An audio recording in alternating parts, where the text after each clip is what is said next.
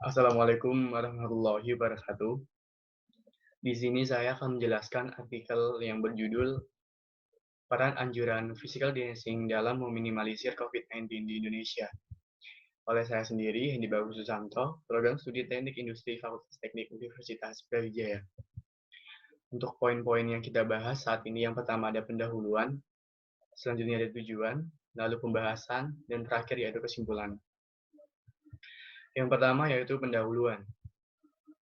COVID-19 atau yang umumnya dikenal dengan nama virus corona ini sangat cepat menyerang sistem imun di tubuh manusia. Terlebih lagi jika imun yang dimiliki orang itu lemah. Selain dapat menyerang dengan cepat, virus ini juga dapat menyebar dengan mudah. Penyebarannya bisa melalui sentuhan, air liur, dan sebagainya.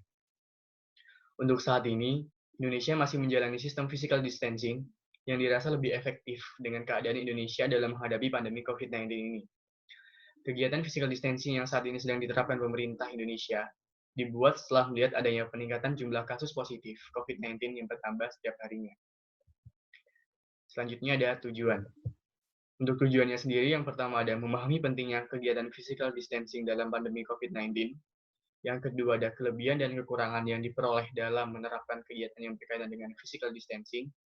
Yang ketiga, dapat memahami peran physical distancing dalam meminimalisir penyebaran COVID-19. Selanjutnya ada pembahasan. Pengertian dari COVID-19 sendiri. COVID-19 atau yang kita kenal sebagai virus corona merupakan keluarga besar virus penyebab penyakit ringan sampai berat, seperti pilek dan penyakit serius lainnya, seperti MERS-CoV di Timur Tengah dan SARS-CoV di Cina. COVID-19 ini sendiri penularannya bersifat zoonis, atau melalui hewan ke manusia, dan untuk penularan dari virus manusia ke manusia sangat terbatas. Selanjutnya yaitu cara penyebaran COVID-19. Menurut WHO atau World Health Organization, COVID-19 menular melalui orang yang telah terinfeksi virus corona. Penyakit dapat menyebar melalui tetesan air kecil dari hidung atau mulut ketika seseorang yang terinfeksi virus ini bersin atau batuk. Tetesan itu kemudian mendarat di sebuah benda atau permukaan yang lalu disentuh dan orang sehat tersebut menyentuh mata, hidung, atau mulut mereka. Tetesan yang keluar dari seseorang yang sudah terinfeksi virus corona lalu disentuh oleh orang lain yang sehat, maka akan ada kemungkinan orang tersebut akan merasa gejala-gejala masuknya virus ke dalam tubuh. Gejala-gejala yang didapatkan biasanya bersifat ringan dan terjadi secara bertahap. Selanjutnya yaitu cara mencegah penularan COVID-19. Terdapat 9 cara untuk mencegah COVID-19 atau menjaga kebersihan diri dari penularan virus corona yang mencakup yang pertama, sering mencuci tangan pakai sabun. Yang kedua, menjaga jarak. Yang ketiga, tidak sering menyentuh wajah. Yang keempat, ada mempraktikkan etika bersin dan batuk yang benar. Yang kelima, segera ke dokter bila mengalami gejala. Yang keenam, menggunakan masker bila keluar rumah. Yang ketujuh, membersihkan permukaan benda-benda yang sering disentuh. Yang kedelapan, tidak berinteraksi langsung dengan orang lain. Yang kesembilan, menghindari kerumunan dan melakukan kegiatan physical distancing. Physical distancing. Definisi anjuran physical distancing. Pemerintah turun langsung dalam mencegah penyebaran COVID-19 dengan membuat kebijakan untuk menerapkan physical distancing. Physical distancing berarti melakukan kegiatan mandiri dengan menerapkan jarak minimal 1 meter terhadap manusia yang lain. Dengan demikian, pemerintah meliburkan kegiatan belajar mengajar di kelas secara nasional dan diganti dengan sekolah berbasis daring atau online. Meliburkan tempat kerja serta membatasi interaksi pada tempat umum dan fasilitas umum dengan harapan dapat mengurangi mobilitas orang dari satu tempat ke tempat lainnya. Yang kedua ada kelebihan penerapan dari physical distancing. Penerapan physical distancing dinilai memiliki manfaat dalam meminimalisir penyebaran COVID-19. Alasan mengapa physical distancing dinilai dapat meminimalisir penyebaran COVID-19 adalah karena hal tersebut dapat mengurangi aktivitas menyentuh satu sama lain, dan kita tidak bisa membedakan mana orang yang sudah terjangkit virus dengan yang belum. Jika kita tidak menerapkan physical distancing, di masa pandemi seperti saat ini, akan berbeda hasilnya jika semua orang menerapkan kegiatan ini dengan mengikuti anjuran pemerintah. Tidak ada lagi kerumunan dan interaksi antar manusia menjadi terbatas. Sehingga akan ada pemulihan dan harapan wabah COVID-19 di Indonesia ini dapat berakhir sebelum akhir tahun 2020 apabila ada penurunan jumlah korban yang terjangkit COVID-19. Di sisi dari kelebihan pasti ada kekurangan dalam penerapan physical distancing. Salah satu dampak yang merugikan rakyat Indonesia setelah adanya kebijakan ini adalah melemahnya nilai rupiah atau dengan kata lain terjadi inflasi yang membuat beberapa bahan pokok mengalami kenaikan harga. Hal tersebut dinilai sangat merugikan rakyat sebab di masa pandemi seperti ini, orang-orang akan merasa lebih aman jika memasak makanan sendiri. Namun, hal itu jadi terasa berat untuk beberapa golongan. Masih berhubungan dengan ekonomi, selain terjadi inflasi, para pedagang mulai dari bisnis kecil sampai bisnis besar mengalami kerugian akibat kebijakan physical distancing ini. Disebabkan pembeli mereka menjalani anjuran pemerintah.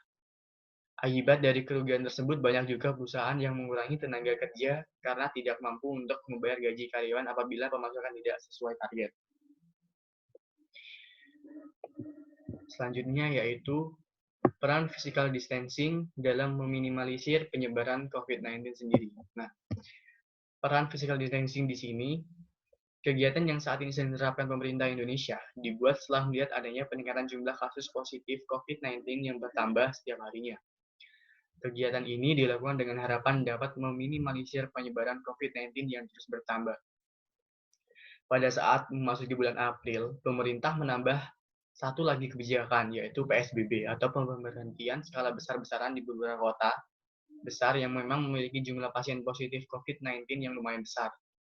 Dan pada akhir bulan April 2020, Indonesia mencatat total kasus positif COVID-19 sebanyak 10.118 kasus, dan yang telah melakukan tes sebanyak 72.351 orang. Pasien yang masih berada dalam perawatan sebanyak 7.804 orang, sementara yang sudah dinyatakan sembuh berjumlah 1.522 orang. Sementara korban meninggal dunia mencapai 792 orang, dengan rasio kematian berada di angka 7,8%. Kenaikan jumlah COVID-19 di bulan April hingga kurang lebih 9.000 pasien. Kenaikan tersebut disebabkan oleh beberapa faktor, seperti masih adanya rakyat yang belum mengikuti anjuran pemerintah untuk melakukan physical distancing. Selain tidak mengikuti anjuran, meskipun mengalami kenaikan dalam jumlah pasien positif COVID-19, tetapi angka kematian pada akhir April mengalami penurunan sekitar 1,2% dari data akhir Maret 2020. Saat ini data terakhir pada 4 Mei 2020, kasus terkonfirmasi positif COVID-19 telah mencapai angka 11.192 pasien. Jumlah ini mengalami penambahan sebanyak 349 kasus, bila dibanding data terakhir pada hari sebelumnya. Di sisi lain, kabar gembiranya adalah angka kesembuhan pasien COVID-19 di Indonesia juga dilaporkan terus bertambah. Tercatat hingga angka kesembuhan telah mencapai 1.876 orang. Dengan demikian, kegiatan physical distancing sedikit membantu dalam meminimalisir penyebaran COVID-19 di Indonesia. Setelah diberlakukannya physical distancing dan PSBB, jumlah pasien yang dinyatakan positif corona mengalami penurunan, jadi kurang dari 300 orang per hari. Yang terakhir yaitu ada kesimpulan.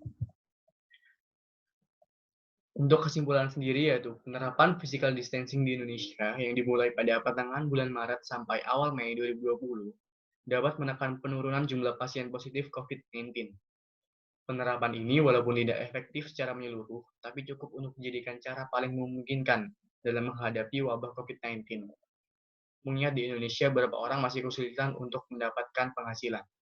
Apabila tanah air diberlakukannya lockdown, maka dapat dipastikan tahun 2020 akan ada kenaikan jumlah pengangguran dan kemiskinan di Indonesia. Karena pemerintah saat ini belum menyalurkan bantuan atau tunjangan biaya hidup bagi rakyat kecil secara menyeluruh. Melihat adanya penurunan jumlah pasien positif COVID-19 per harinya, menunjukkan bahwa hal-hal yang dianjurkan oleh pemerintah dan tenaga medis merupakan cara terbaik yang harus kita ikuti jika ingin wabah ini berakhir sebelum akhir tahun. Oleh karena itu, tetap berdiam diri di rumah dan menerapkan physical distancing sangat penting untuk dipatuhi demi memutus penyebaran COVID-19. dan mengembalikan keadaan di Indonesia agar kembali normal. Cukup sekian dari saya.